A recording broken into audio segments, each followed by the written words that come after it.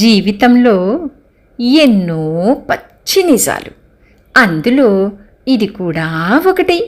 వినండి, నచ్చితే లైక్ చేసి షేర్ చేయండి. నాన్న, ఈ నెల తాతయ్య మన ఇంటికి రాలేదేంటి? మీ నాన్న వెళ్ళి మీ తాతయ్యను తీసుకుని రాకపోయినా మీ పెద్ద నాన్న ఇంటికి వచ్చి మీ తాతయ్యను దింపి వెళ్తారులేరా అనుకున్నట్లుగానే ఫోన్ రింగ్ అయింది. నేను చెప్పాను కదా, మీ అన్నయ్య గారే అయి ఉంటారు.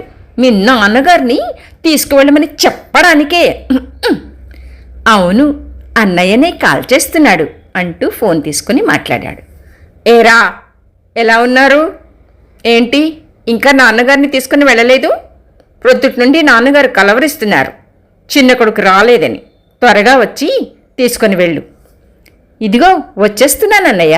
ఆఫీసులో కాస్త పని ఒత్తిడి వల్ల సాయంకాలం తీసుకుని వద్దామనుకుంటుండగా నీవే ఫోన్ చేశావు అంటూ ఫోన్ పెట్టేసి నసుకుతూ బయలుదేరాడు.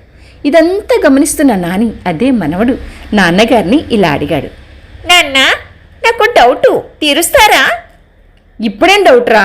ముందు మీ తాతయ్యను తీసుకుని రానివ్వు, తర్వాత నీ డౌట్ తీరుస్తాను. ఇప్పుడే చెప్పండి నాన్న. తాతయ్యకు 2 కొడుకులు.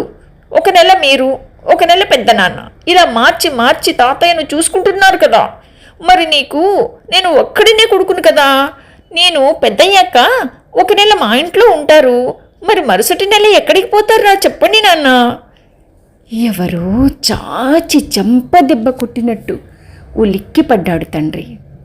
కన్నవారిని పంచుకోకండి. వారు మీకు ప్రేమను పంచినవారు.